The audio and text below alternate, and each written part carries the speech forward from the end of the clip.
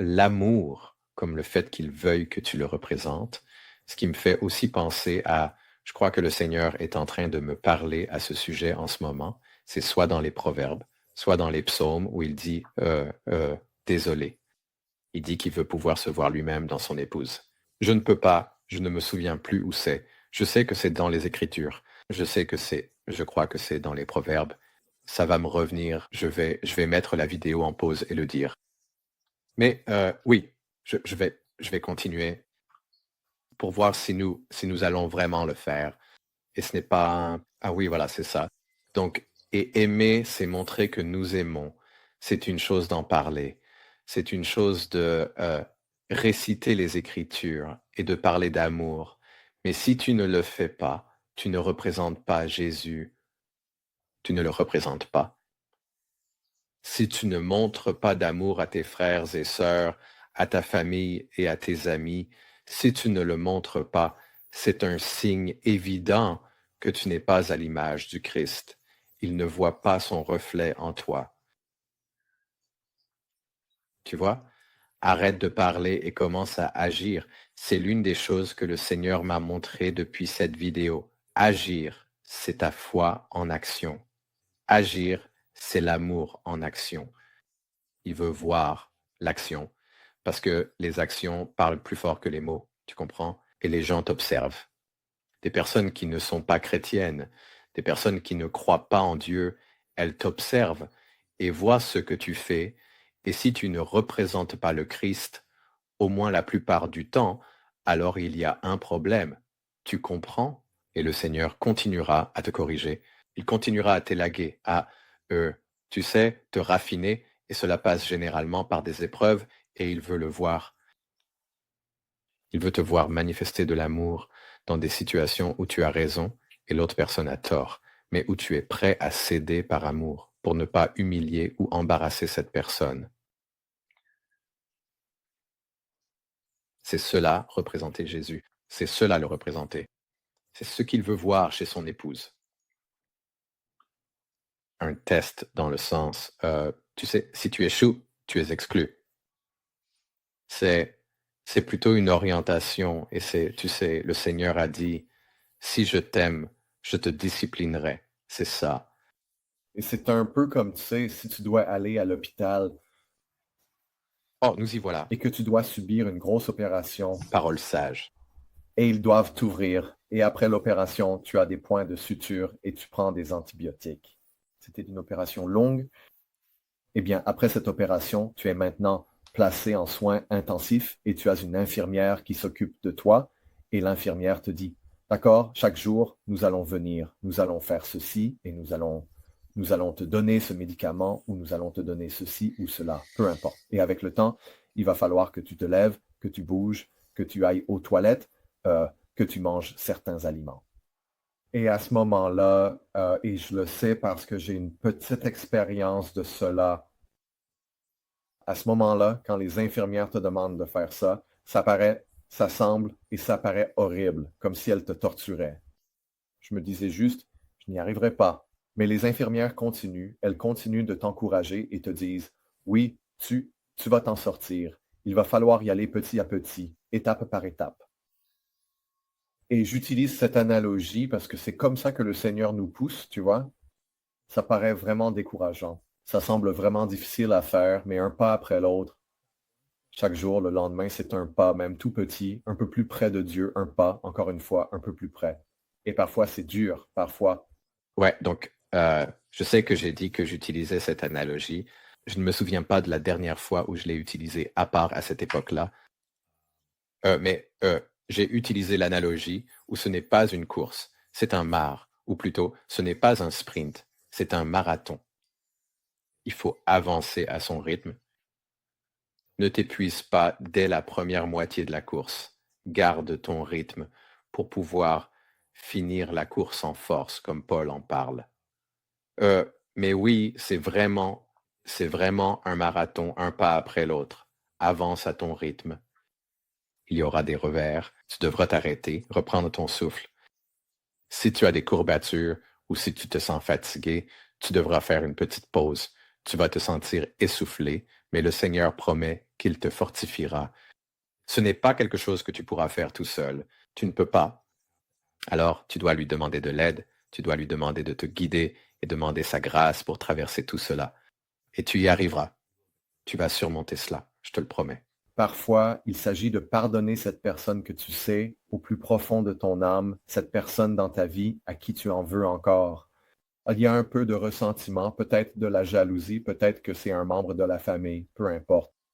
Et le Seigneur met cela sur ton cœur en disant, tu dois lâcher prise. Si tu marches vraiment avec moi, pardonne à cette personne. Envoie-leur un petit message, envoie-leur un petit... Oui, je peux dire en ce moment même que le Seigneur était en train de me parler pendant que je faisais cette vidéo et je le ressens, je le vois. Il me parle et me donne ces mots. Un coup de fil ou passe-leur un petit coup de téléphone. La prochaine fois que tu les vois, dis-leur à quel point ça te fait plaisir de les voir. Quelque chose de petit, de toutes petites étapes. Je sais que c'est difficile, je sais. Je le vis moi-même.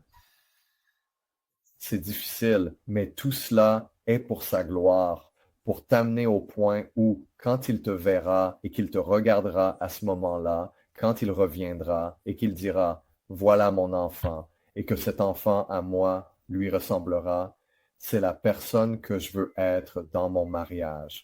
C'est la personne à qui je veux être marié.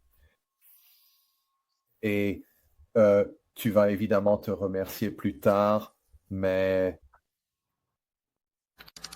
Ce n'est pas une boisson, c'est une drogue. Voici comment elle est devenue la drogue la plus utilisée sur Terre et pourquoi nous avons créé quelque chose de différent. Voici l'homme des cavernes Jim. C'est difficile. Tu peux le faire. Je vais passer à autre chose ici et lire quelques passages des Écritures. Le premier vient de l'Apocalypse 21:9. Et l'un des 7 anges qui tenait les 7 coupes remplies des 7 derniers fléaux vint à moi et me parla, disant, viens ici, je te montrerai l'épouse, la femme de l'agneau. D'accord? C'est ça. Dans Ésaïe 62:5, comme un jeune homme épouse une vierge, ainsi tes fils t'épouseront. Et comme le fiancé se réjouit de la fiancée, ainsi ton Dieu se réjouira de toi. Joël 2:16. Rassembler le peuple, sanctifier l'assemblée, convoquer les anciens, rassembler les enfants, même les nourrissons, que l'époux sorte de sa chambre et l'épouse de sa chambre nuptiale. Et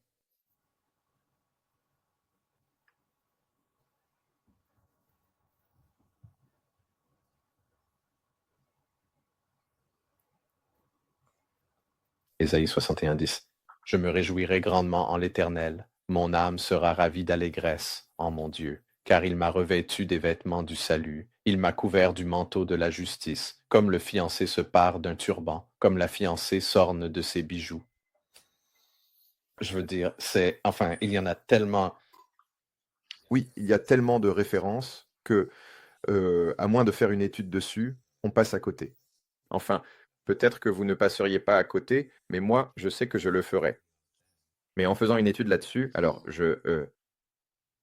oui, enfin, je ne vais pas en dire beaucoup plus, mais c'est vraiment, oui, c'est de l'or. C'est génial. Des passages dans les Écritures qui parlent de la relation entre nous et notre Dieu et notre Sauveur comme une épouse et un époux. Fais attention à ta façon de marcher. Sois prudent dans ce que tu fais. Sois prudent dans les mots que tu utilises avec différentes personnes ou avec qui que ce soit d'ailleurs. Sois prudent dans tes manières et dans la façon dont tu traites quelqu'un. Ils ne te traiteront peut-être pas très bien, oui, mais essaie de refléter la façon dont le Seigneur s'est comporté avec toi et tu montreras au Seigneur que tu marches dans cette voie, que tu apprends, que tu avances, que tu te rapproches de plus en plus, mais nous n'atteindrons jamais la perfection. C'est Christ qui nous rend parfaits par son sang. Mais jusqu'à ce moment-là, jusqu'à ce que nous soyons enlevés ou que nous y allions, nous devons montrer que nous faisons ce que le Seigneur nous a demandé. C'est ça. Et donc, c'est le cœur du problème. Cela touche au cœur du Seigneur. C'est pour cela qu'il regarde toujours dans notre cœur. Car c'est de l'abondance du cœur que la bouche parle. C'est ce que nous faisons. C'est ce que nous sommes si nous le sommes. c'est parce que notre cœur est rempli de mauvaises intentions. Et personne ne veut épouser une mariée dont la robe est tachée. Personne. Cela en fait partie. Nous ne pouvons pas enlever les taches de notre robe. Seul Jésus peut le faire. Le manque de pardon n'entrera pas dans le royaume des cieux. Nous devons marcher dans la repentance. Et nous faisons des erreurs, nous oublions et nous...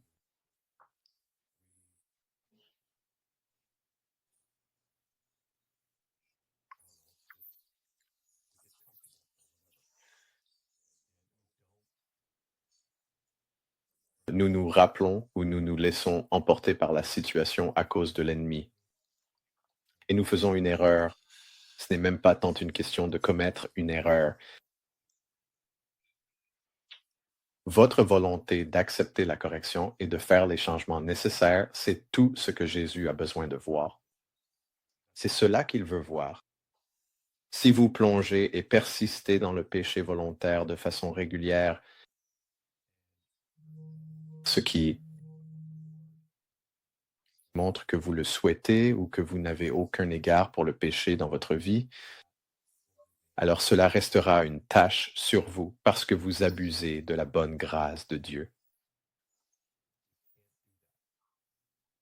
Bref, je crois être en train de parler à tort et à travers. Je pense que je vais parler de cela, donc je veux m'assurer de ne pas en dire trop. Je vais donc continuer. C'est Limiter lui et le Père. Dans Ésaïe, dans Jérémie 7, 34, je ferai cesser dans les villes de Juda et dans les rues de Jérusalem la voix de la joie et la voix de l'allégresse, la voix du fiancé et la voix de la fiancée, car le pays sera dévasté. Il y a donc encore quelques passages de l'Apocalypse que je voudrais aborder ici. Centurance veut savoir, payez-vous trop cher pour votre assurance professionnelle?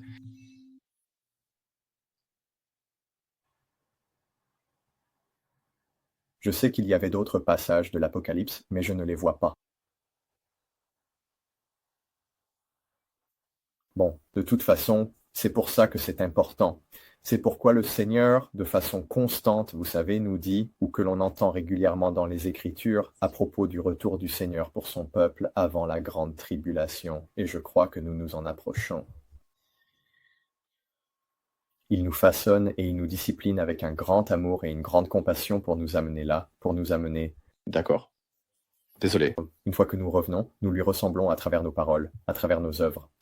Ce n'est pas que les œuvres, nous accordent le salut. Ce n'est pas de cela que je parle. Je parle de « si vous m'aimez, vous obéirez à mes commandements ». Oui, C'est l'une des choses que le Seigneur a dites.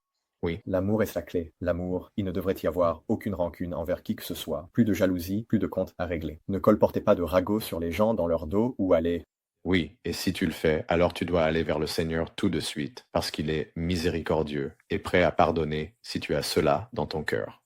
C'est essentiel, c'est la clé. Parlez d'eux de cette façon en face d'eux, d'ailleurs. Orne-toi de douceur, de gentillesse, d'amour, quelles que soient les situations dans lesquelles tu te trouves. Ça va être difficile. J'échoue tout le temps à ce sujet, Oui. tout le temps. Oui, Et le Seigneur me pousse constamment, encore et encore et encore. Il y a toujours quelqu'un Oui. dans mon passé dont je me souviens avoir dit « je n'ai jamais aimé ce type ». Et je ne l'aime toujours pas. Donc il est peut-être temps pour moi de le contacter sur Facebook ou ailleurs et de dire « Salut, comment vas-tu? J'espère que tout va bien. » oui, c'est essentiel. C'est essentiel quand tu sais, et le Seigneur me l'a montré depuis, que si tu sais que tu as de l'amertume, du ressentiment ou que tu n'as pas pardonné à quelqu'un, tu dois l'apporter au Seigneur. Et s'il y a un moyen de réparer, fais-le d'une manière ou d'une autre. J'ai envoyé des messages à des personnes qui probablement n'utilisent plus cet email ou n'utilisent plus ce réseau social. Mais le fait d'écrire le message et de l'envoyer montrait au Seigneur que dans mon cœur, j'étais prêt. Ou dans mon cœur, je voulais le pardon. Je voulais que cette personne sache que je n'étais plus fâché contre elle, ou inversement, ou que j'étais désolé. C'est ça, l'acte en soi. C'est toi qui agis dans cette situation. C'est ce qu'il veut voir. C'est ce qu'il veut voir. Ça fait longtemps, on ne s'est pas parlé. On devrait se revoir un de ces jours. Tu pourrais être surpris de la réaction que tu recevras aussi. Oui. Tu sais, des choses comme nous ne sommes pas parfaits, nous allons pécher. C'est très difficile pour nous de ne pas pécher. Nous sommes en guerre contre notre chair. Donc cela étant dit, attache-toi au Seigneur. Passe autant de temps que possible avec lui et essaie d'absorber ce que le Seigneur te dit lorsque tu lis les Écritures ou que tu pries pour lui ressembler davantage. C'est surtout une question d'effort. Tu fais tellement d'efforts. Tu n'y arriveras pas à chaque fois. Il t'arrivera d'échouer de temps en temps. Mais de temps en temps, tu y arriveras. Tu avanceras un pas à la fois, un pied devant l'autre. Et tu y arriveras. Et à la fin, le Seigneur dira, « Tu l'as fait. Bien joué, bon et fidèle serviteur. Viens au festin des noces. » J'aurais pu citer ça à l'instant. Je savais que j'allais dire ça. Donc, pour conclure là-dessus, il est important d'être un acteur et pas seulement un penseur ou un spectateur. Il y a de nombreux passages des Écritures à ce sujet. Ou un diseur, dans le sens de simplement parler. Et j'espère que cela vous aidera, vous ou quelqu'un d'autre. Je sais que tout ce processus m'a vraiment aidé. Si vous avez des commentaires, merci de les laisser ci-dessous. Je serai heureux d'y répondre du mieux que je peux. D'accord, je pense que je vais m'arrêter là. Donc voilà. Donc il n'y a pas grand-chose de plus à dire. Enfin, il pourrait y avoir encore beaucoup à ajouter à cela. Mais, eh bien, vous savez, je pense que, en fait, je pense que vous voyez, vous devriez déjà avoir compris cela à ce stade-ci. Et je dirais que, vous savez, à ce sujet, en toute honnêteté, j'irai directement vers le Seigneur et je lui demanderai sincèrement, humblement et avec confiance de révéler tout ce qui pourrait souiller ou ne pas être tout à fait juste dans votre esprit ou, pour ainsi dire, sur votre robe, parce que c'est lui, l'autorité suprême, c'est à lui que vous devez vous adresser. C'est avec lui que vous voulez entretenir une relation. Donc je vous encourage vraiment à aller vers le Seigneur à ce sujet et à lui demander de vous guider. Mais cela devrait vraiment vous donner une bonne perspective sur la raison pour laquelle le Seigneur utilise ce terme. Pourquoi le souper des noces, le festin de mariage, l'épouse et l'époux, pourquoi il utilise tout cela comme symbolisme. Prenez le temps de regarder profondément en vous-même et de vous demander, est-ce que je représente, est-ce que je suis une bonne image du Christ, de Jésus? Si vous connaissez suffisamment bien Jésus, si ce n'est pas le cas, alors vous devez commencer à lire les évangiles, à lire les psaumes et à comprendre qui est le Christ, qui est Jésus. Enfin, j'ai déjà fait d'autres vidéos sur la prière, la lecture, etc. Mais allez vraiment vers le Seigneur à ce sujet. Donc, je vais conclure cette vidéo là-dessus. Merci d'avoir regardé. Que Dieu vous bénisse et on se retrouve dans la prochaine vidéo. Paix.